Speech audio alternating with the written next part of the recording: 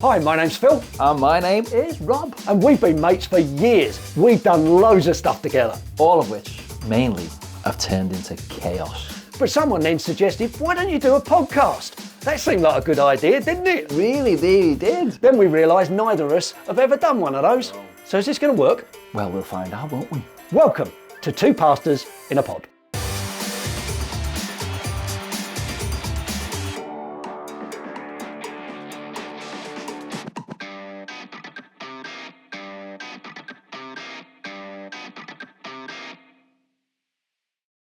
So we're back for another podcast then. We started again, have we now? Of course we've started, we're here. Nathan's ready, everything's ticking away. Has the clock started? Listen. Anyway, all right, we've started. We have started. We've started. So we've had a few people online phoning in and coming to see us. We'd like a few more though. We'd like a lot more, in all fairness.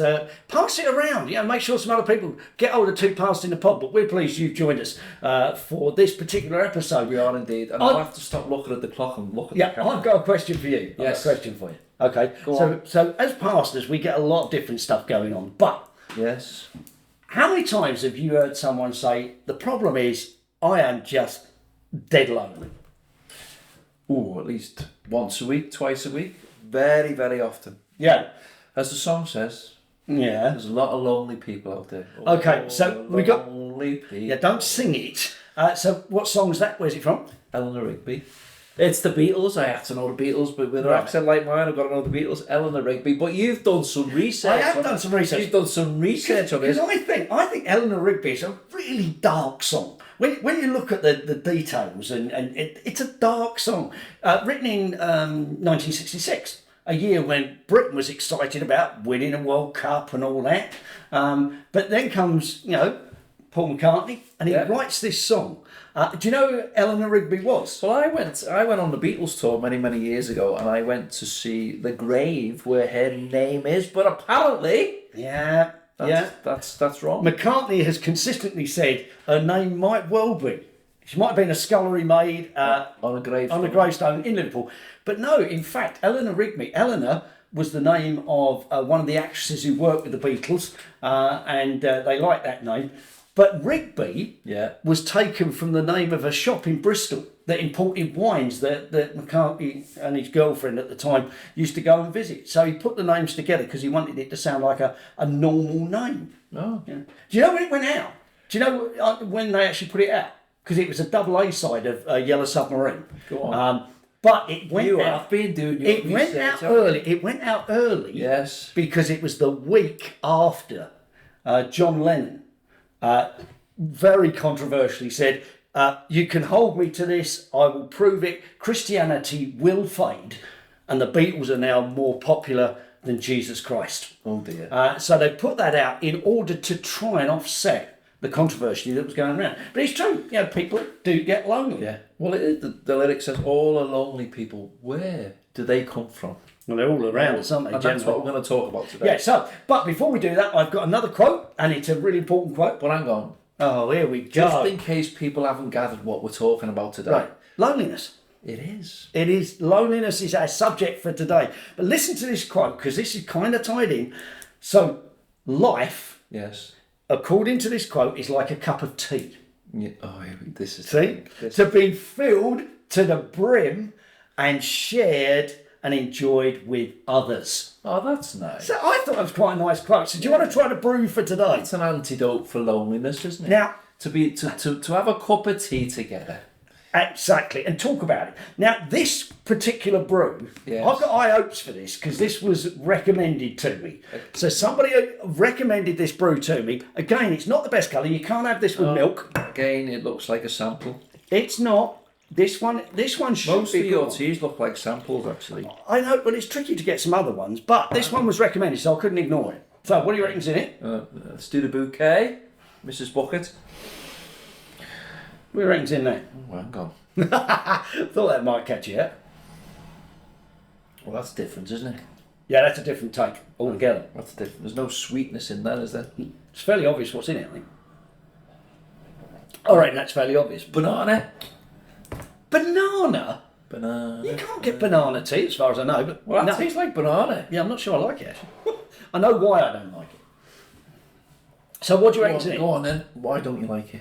Well, it's not black tea. It's not white tea. This is green tea.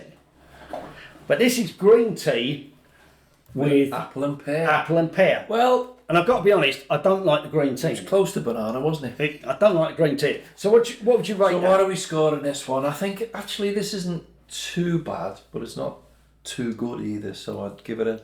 I'm going to give that a 4. Really? Yeah, I don't think it's that bad. I don't like that. Maybe it's because I'm thirsty. Yeah, maybe you can have the tea bags afterwards. But no, don't rate that. Not a great cup of tea. I'm giving my score, yeah. Oh, good. Oh, what a surprise! Go on, then. What are you going to give it? 6. Not a 7. No. Oh, a 6. A 6. Yeah, no, I don't rate that. No, I'm not so sure. You can have that. So it's nice to have a cup of tea with you, mate. Well, at least if you've got a mate, you can sit down and you I can wouldn't go that talk. far. Yeah, some people's question. Have you ever been lonely? I mean, genuinely lonely. Because we were doing this podcast, and I was thinking about this the other day, and I think there was a period in my life when I felt a little bit estranged, a little bit isolated. It was in school. So, growing up, probably reached the age of about 13, 14, and started for a season to be bullied. And I felt really lonely, even though I could go home to my mum and pour my heart out. But when you're in school and the lads are having a go at you on a regular basis, you do feel on your own and you do feel lonely. So yeah. I'm assuming your sister wasn't around. Well, when you were being bullied, I'm assuming your sister wasn't. Well, she was in a different school to me. Oh, right, probably just as well. I think she'd have sorted them out. She would have battered them. Absolutely battered them. Yeah, I mean, I pondered it as well. It's all about loneliness. Loneliness takes so many different shapes. You know, for me, you know, there's a good bit of loneliness where you can reflect. But I suppose your definition of loneliness, you can be in a city and be lonely. You can be in a church and be lonely. But there is a difference between isolation and loneliness. Yeah. Did you we've gone. I think it's a feeling of being. Sometimes it's a feeling of being excluded. It's definitely a feeling of being estranged, isn't it? And just feel as if sometimes nobody understands. And in fairness, sometimes people can't. No.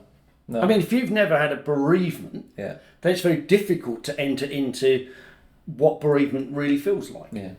So why do you think we feel lonely from time to time? What are the root causes you think? Well, I mean, the original root cause is the fall of mankind. Yeah. You know, we were made perfect. Yeah. We were made in relationship. Yeah.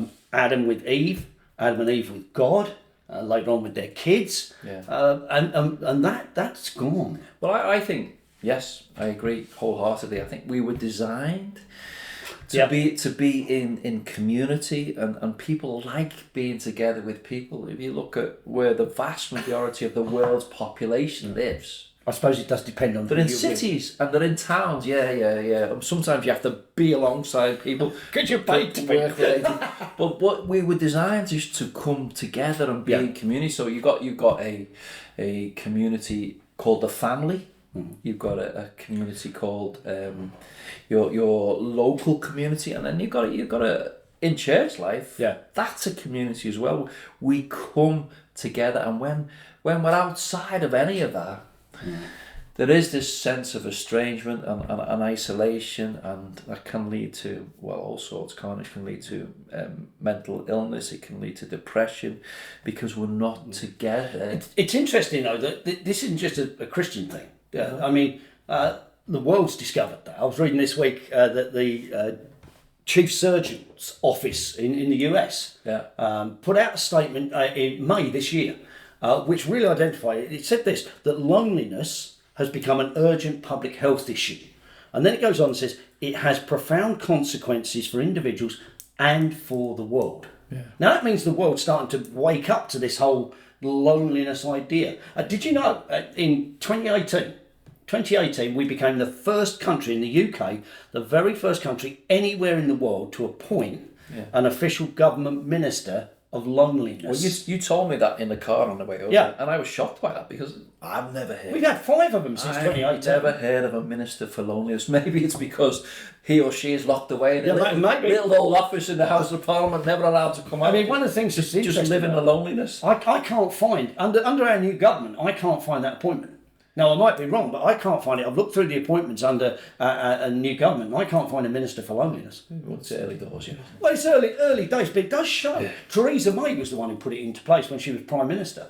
And the reason she did that, because she said the sad reality of modern life is loneliness. Yeah. Now, that's not just COVID, but that is modern life. And if you look at, again, we're back to technology, which we'll talk about on another podcast, that many people suffer that.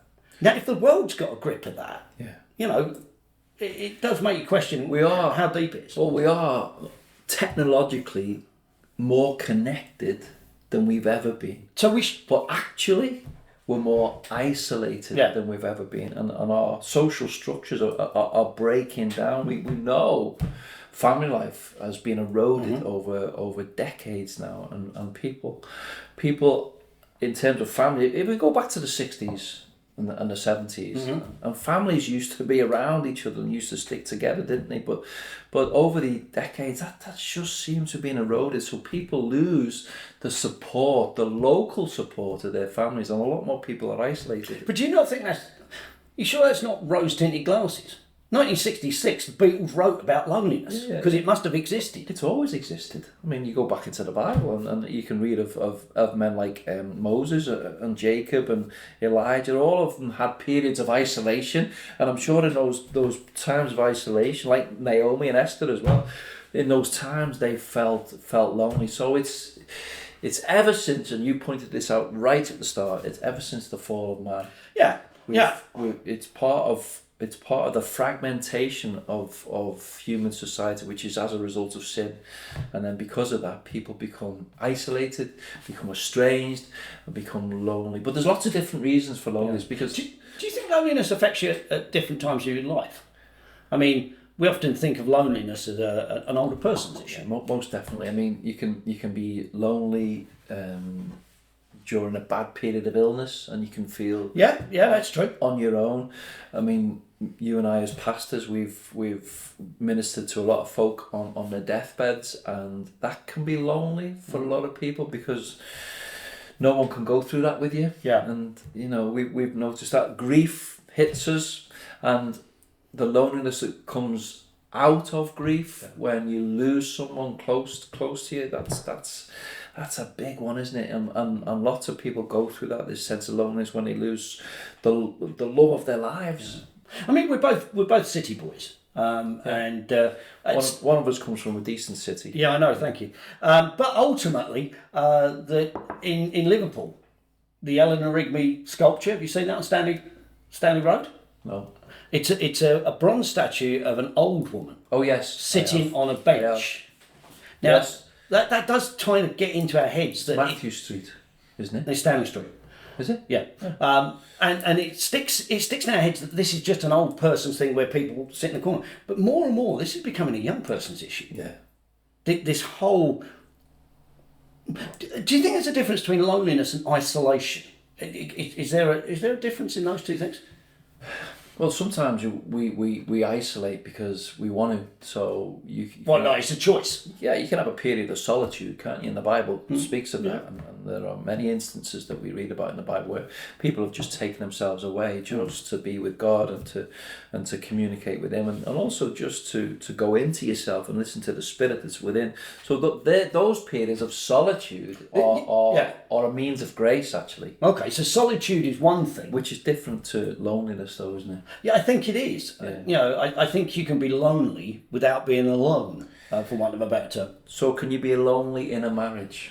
Yeah, I think you can. I think if you're in a loveless marriage, or a violent marriage, or a marriage that just may never or should never have taken place in the first place, then there is that whole kind of I'm around people, but this is not reaching to the depths of what I need. Yeah. I mean, the government figures are staggering. I know. I mean, we looked those up, didn't we? 2002, this year, the earliest ones or the latest ones that I could look up anyway. According to the YouGov site, that there were 49.6% of adults, it's around about 26 million people in the UK, reported loneliness of some degree. But then approximately 7.1% of the population, that's huge, 7.1 of the population experience chronic loneliness. And so chronic loneliness is right at the end. I mean, there's a whole list of different loneliness. There's emotional loneliness, which kind of, it's very much in your own mind. And working through the emotions of that. There's social loneliness. We saw that during COVID, where we cut off. Situational loneliness, where circumstances place you in a very barren, lonely area.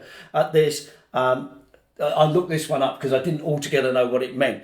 Existential loneliness. That's good, isn't it? Existential? Yeah. Are you sure you pronounced No, that? probably not.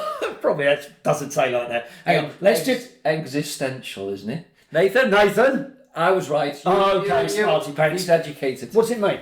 Existential means you're Yes. you're existing in a circumstance, or you experience something. It's close to that. He's looking back at Nathan. According to the site, it is... Get the dictionary out, Nathan. According to that, it's kind of the philosophy of the society that we are in extends into our own lives. But this is what struck me particularly. Go on then. Chronic loneliness. Yeah. This is what's suggested. I had a conversation with a guy the other day who's a single fella and has had relationships over the years, but he goes home to an empty house. Yes. And the evenings are difficult. But listen to what the government have put down with regard to chronic loneliness. Here's some of the reasons at certain times. Go on then. Evenings, Yeah. empty houses. Yeah. Birthdays, Yeah. bank holidays, Yeah. Christmas, and Sundays. Sunday. Now, the government have put that down, that is where loneliness tends to creep up on us as human beings the most, in our country at least. Which I thought was really quite interesting. I can understand the birthday ones and I can understand the bank holiday ones. I mean, it's no worse than having a bank holiday and then who do you share it with? Yeah. And I can understand the evenings. But Sundays is an interesting one, isn't it? Why do you think Sundays then? Because I think historically, we as a nation, we're back to the family. And the family unit that God has put in his word is not what we see as family unit necessarily today or is recognised as that. Yeah. But family unit was coming together, and Sunday was a day where there were not as many distractions, where people would spend time together. And then one of the biggest things was a meal together. Yeah. Yeah. A meal round a table together. Yeah. That I think, and if you take that away, and I think then there's loneliness. Well, it's back to social media again for me because one of the rules that I had with the family growing up was that no technology around the table. Yeah. So now you're grown up and it's just you and the missus. We put our phones down. To you. And we actually have eye contact and companionship instead of being in someone else's room via the phone. We're actually together talking. But our social structures have changed. There's an advert on for it's for Gogglebox, I think it is, the TV program Gogglebox, that in between every time they do the program, but just before they go to it, obviously something changes on the television. There's this massive house of people. They're obviously a family, and as soon as they do that, they all whip their phones out, and they're all doing that in the same room, which is quite remarkable. Well, it's sad. Yeah. It is sad, but we will. I think we are going to have a session on AI. I'm particularly interested in AI and technology in the family. We will have a session on that. And if you got any questions on that or any thoughts on that, please write in, and we'd love to hear your opinion. But okay, so we've kind of defined that loneliness is a big problem, and that it's a social problem. At least 50% of people have said at some period in their life they felt lonely, but I reckon it's a lot more than that, because I think all of us, if we've lived for any length of time, will experience either periods of isolation or definitely loneliness. So it's an epidemic, and it's something that is getting worse in our country with the social norms. And let's be honest, that percentage. Yeah. How many blokes are going to own up to being lonely? Yeah. Fellas don't own up to stuff very much, and they certainly don't own up to being lonely, because it sounds a weak thing, but it's not. No. The reality is, it is a global, national issue for us. Yeah. And as we said, you can experience loneliness even if you're in the midst of a large family like that, or even in the midst of church. So, okay.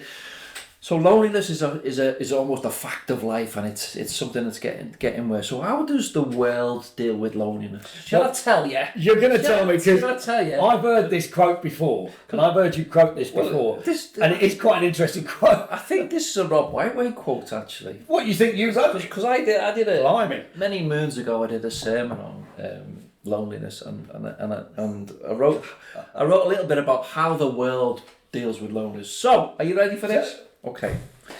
So this is how the world, not how the church and how Christians deal with loneliness. Although a lot of this we do as well, if we were honest. Yeah. But anyway, let's go through. So, you're feeling lonely then? Try changing your job. Join a club. This is what the world does. Be positive. Get married. Get remarried. Travel the world. Move house. Put the music on. Read some good self-help therapeutic books. Take up a hobby. Volunteer for a good cause. Go and get a massage. Go and get another massage. Go and dance around a tree and worship Mother Earth. Buy a book on Feng Shui or Feng Shui or whatever it's called. Sort out your yings from your yangs. Have a drink or two. Swallow those pills. Go and get some stronger pills. Hit the booze and have some snacks. And have some more snacks. And while binging on Netflix. See, that's very good. And if you go to the GP, yeah, he'll give you pills.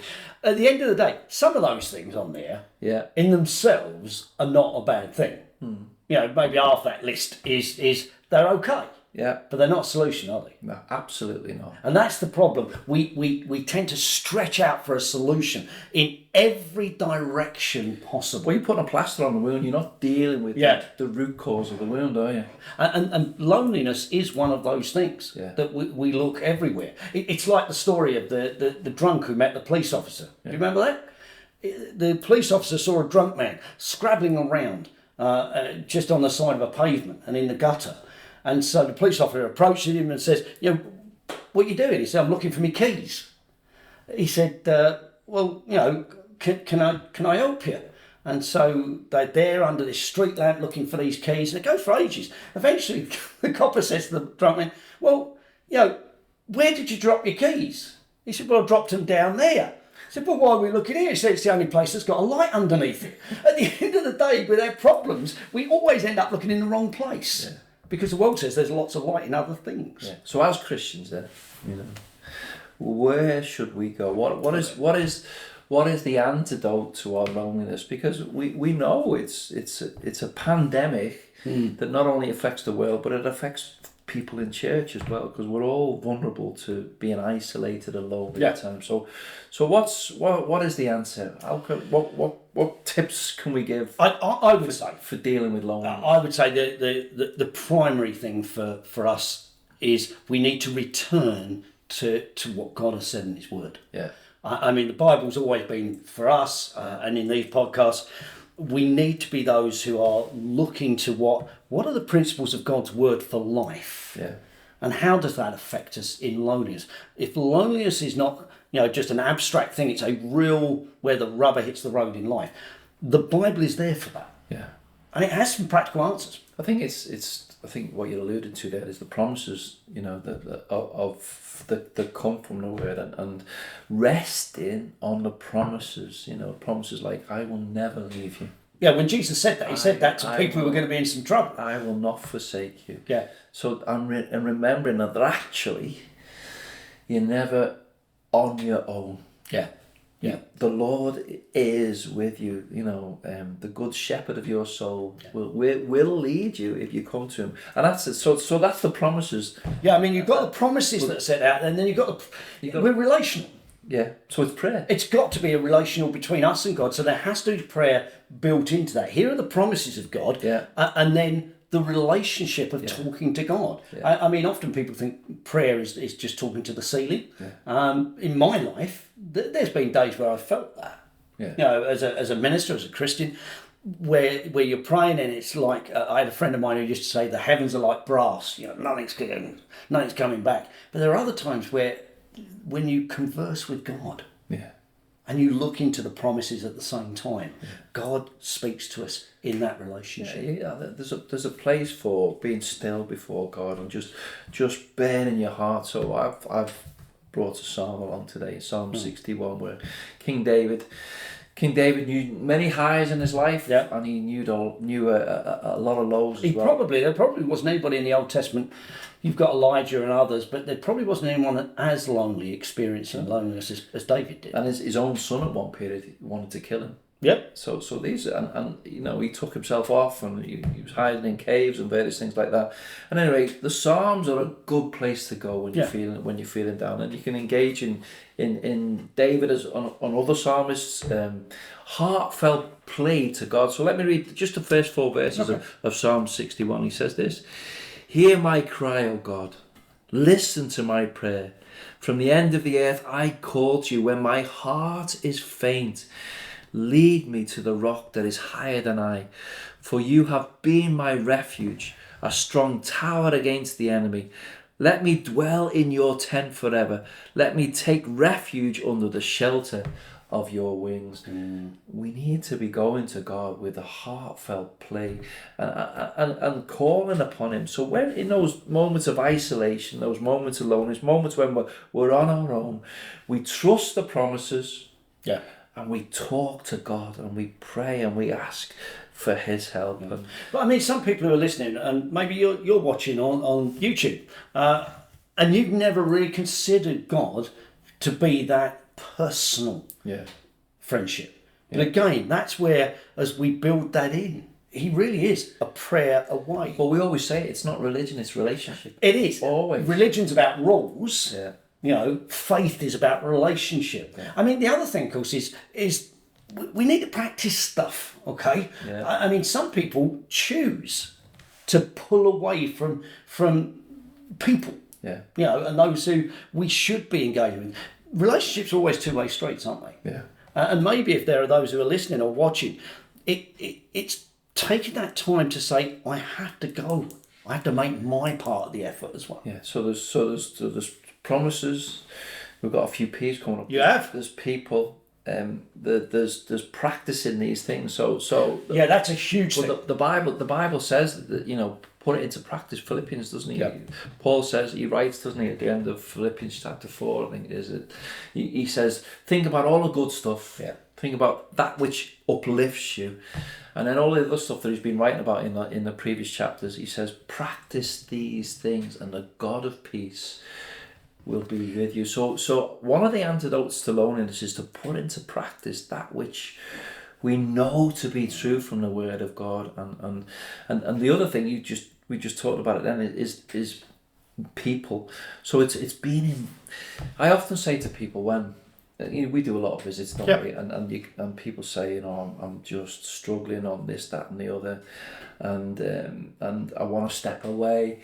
I always say to them, don't step away. Yeah. Step up. Yeah, that's the difference. Because that's where you find community. If it's that story of the coal, isn't it, in the fire? But I may have mentioned it before. So you've got the coal burning bright in the fire. If you take a piece of coal out that's burning bright and glowing, you take it out with a pair of tongs and put it on the hearth, it soon loses its glow. It's still a piece of coal. It's still a Christian, but you lose your glow. You lose that sense of community. And encouragement and love if you pull yourself away from church life. See, the other thing, of course, is people often pull themselves away because they've been constantly let down by others. Yeah. There's that constant rejection in companionship. Maybe the marriage has broken up, or friends have let you down, or church leaders have let you down, or whatever. There's that constant and consistent rejection. See, I think the best way we can practice it as churches, and I mean the building, but mainly the people, there needs to be an availability. We need to be open and as Christians say, look, we are here consistently. Now that's not easy, because if you're chatting to someone, you're having coffee with someone, you're meeting someone regularly, who frankly, you know, is so low in their own spirit. The danger is that is hard to do on a consistent basis. Well, how often do we say in church, how you doing? Oh, I'm fine, thanks. Yeah, it's a difficult Christian thing. So we have this mask of, oh, I'm fine, thanks. Yeah. But if you I always remember one lady at Bridge Chapel in Liverpool, she asked me how I was doing. I said, oh, I'm all right, thanks. I'm all right. She said, no. how are you really? I said, I'm fine, thanks, I'm fine. She said, no.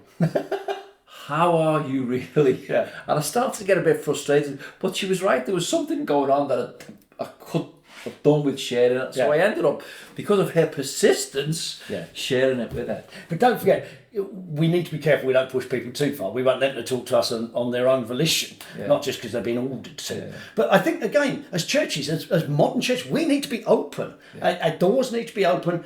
We are not going to be able to help lonely people in our society sitting in the pews. Yeah. We've got to go. We've got to meet them. Well, we've come to the end of our podcast now. Maybe there's people out there who need our help, possibly. So, get in touch. Yeah. There's an email that will come up at the end, or you can get it through the TCC website. But contact us. Yeah. We'll happily, at the very least, pray with you and point you maybe in some directions. So that's another 2 pastors in a pod. It is. You can get all the episodes that we've done. I'm not going to ask Rob what that is this time, not after the last episode. 11, 10, 12. Yeah, we're on 12. 12. We're on 12. 12. Go on Spotify, get us on YouTube, Apple Play, wherever you normally get your podcasts. Subscribe, get on there, and catch up with where we've been. Please circulate it widely. Wildly? Wildly? Well, that's debatable. That's an existential word, isn't it? That's very good. Yeah, anyway. So we'll catch up with you for another podcast, 2 pastors in a pod.